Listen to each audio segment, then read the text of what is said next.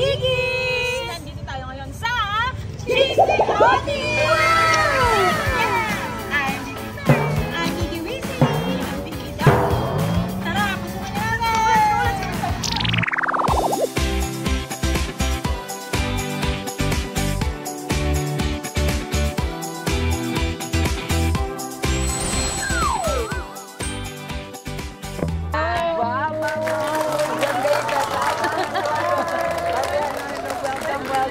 Napakaganda naman ito.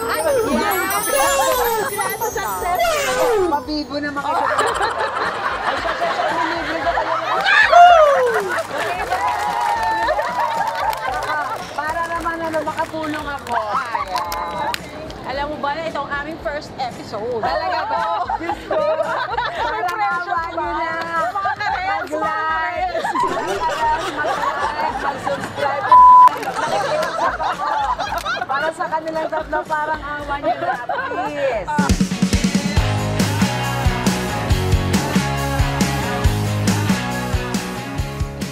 I first heard this, chick ni Audits, nung pinapromote mo siya sa game show. So, dami ang game show. Yes. Hindi ko na maalala kung saan, pero you always promote it. So, sobrang na-curious ako. And actually, doon ko pa nalaman na ganito na pala kalaki ang chicks ni Ang aking 5-star kalendarya. Kalendarya, yes. Yes. So, ngayon, ano yung parang masasabi mo na now is more successful than ever? Mas dinudumog ka na ba? Ano nangyari after that? Kamusta siya? Actually, even kahit nung wala pa naman yung feed, dito sa Tagaytay, pinupuntahan talaga ako ng mga tao. The reason is one, hindi ganun kataas yung presyo ko. Oo, so yun siya. And then talaga ang target namin is family. So pag nakita mo naman, kahit patay na oras, patay na araw, tsaka lugi ako sa mga seniors. Favorite nila ako. So, tinarget namin yung family. Kung makita mo rin, simple rin lang yung aming ambiance. Alam mo, yung very accommodating. Kasi napapansin din namin na minsan may mga pamilya na mahiyain sila. Alam mo, yung makikita mo talaga mula sa nanay, tatay, mga mahiyain ho kami. So with this kind of setup, basta papasok na lang sila. Kumbaga, hindi sila mahihiyang pumasok. Kasi, ay hindi, doon tayo. Kasi everybody is welcome. Basta magbayad kayo. Hindi lang yung mga vlogger. Pa-vlogger. Hindi nagbabayad. Walang budget.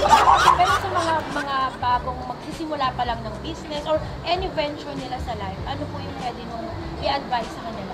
So parang sa inyo to, venture. Alam mo, huwag mong sukuan. Yung kahit walang naniniwala sa'yo, i-push mo lang.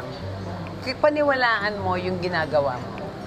And eventually, maniniwala din sila sa'yo. Kasi pag hindi mo siya sinusukuan, pinaniniwalaan mo siya, mahal mo siya eh, ayaw mo siyang mawala. So gagawin mo yung lahat ng best mo para hindi siya mawala. Parang lalaki lang yan. Nagulat din naman yung mga vlog. Actually, 7 followers namin. 7 na kami. Kaibigan lang namin. Hindi namin kayo susukuan.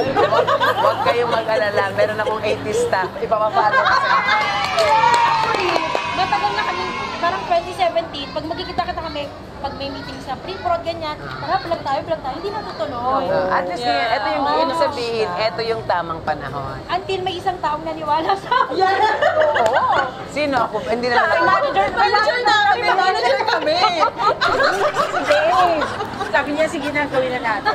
Nagka-manager pa. Dinaig pa. Diba? Yun ang mahalaga. Yung isang yon, yung isang naniwalang yun, ibig sabihin, meron siyang nakikitang potential. Parang bago ko natayo itong Tagaytay, di ba nag-start ako sa General Trias, yung maliit. Up until meron akong 2 kaibigan na naniniwala sa potential ng business namin. At ano talaga siya, nag-invest talaga sila. Naniwala. Kaya naitayo namin. And surprisingly, oo nga, tama nga sila. Yes, pwede nga, pwede pala. So hindi kami natakot. Huwag matakot. Huwag sukuan, huwag matakot. Huwag mong asahan yung mga kamag-anak mo at saka yung mga close friends mo ang susupport sa'yo, no? Ang daming tao sa mundo, so umanap ka ng ibang grupo. Yes. So, sometimes yung mga tao huwag kang mag-expect. Just do your best and pray for it. So, hindi. From that, anong next na plano for this? Baka mag-Bold Star muna ako. Ganap din ako ng bago. Magdadagdag ba ng branches? Baka mag-Viva Max muna ako.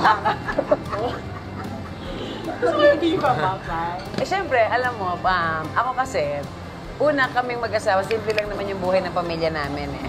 Pero simple lang kami. Pero yung ano, hindi. Siyempre, ako gusto kong magtayo ng isa pang branch sa malayong lugar.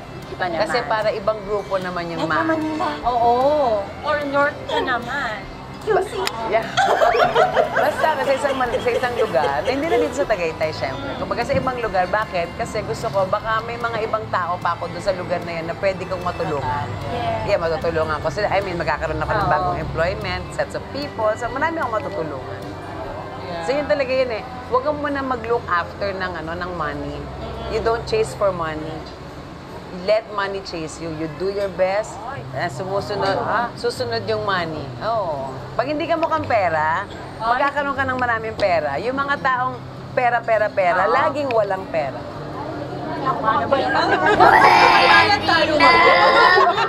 Hindi na, okay na. Ay, yung money na kasi nagche-chase sa akin. Libre ko na kayo. Ang $1,000,000 question. Gaano na kayaman si Wilma na? Yes! Di ba si Lucy Torres? Mayaman yan eh. Oo. Baka isang linggo lang, baka mas lagpas ako doon. Hindi. Teka lang, isipin ko. Siguro pag pinong-combine si Mr. Lopez tsaka si Mr. Gozon, yung kayamanan nila, 2 weeks, I'm up there.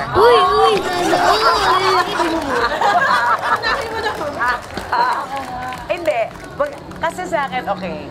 Masasabi ko ngayon, sabi mo, mayaman ako. Yes, mayaman ako. Why? Wala akong sakit. It may sound cliche. Wala akong sakit. Ang saya ko. Dami kong customer. Nakabayad ako ng bills. Tuition fee ng mga anak ko. Yung needs mo, hindi ka na namumroblema. So, kino-consider ko rin sarili ko, mayaman na ako. Kasi hindi na ako na-stress. Pag nakita mo yung miraso, eto ka na naman, kumahog ka ngayon. Magkano yung bill? Ay, diba? Pwede mo bayaran yan sa office? Yeah! Diba? At saka yung luxury of sleeping. Meron ako nun. Ang haba na ng tulog ko, hindi na ako masyadong puyat. Pinapuyatan, no? Oo. So, ngayon, sleeping nowadays, I consider it luxury. So, mahaba na ako matulog, sabi ko nga sa'yo, di ba? Oo. Yun na yung kayamanan ko. So ang showbiz, kamusta? Active pa rin? Or... Kakatapos ko lang ng ng 2 taong teleserye. Buti nga namatay si Moira eh. Muntik pang hindi mamatay eh. Pero paano mo naman manage yung negosyo? Kapag may shoot ka na... Ay, hindi ako nag-manage ng restaurant. Minanage ko lang yung sarili ko.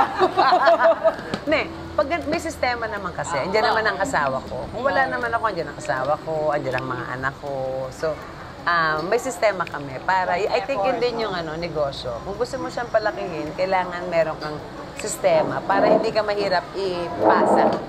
Doable, kahit wala ka, gagalaw sila. Yes. Oh, diba? Oh, may mga tanong pa kayo. Parang naiiyak pa kayo tanong. Alam mo, first kitang na-interview sa for magpakailanman. Oo, Diyos, may kailan pa yun, virgin pa ako. Ang tagal na. Bata pa ako nun. Wow. Alam mo, huwag kang malikot ha. Tumutunog ang bukuan namin.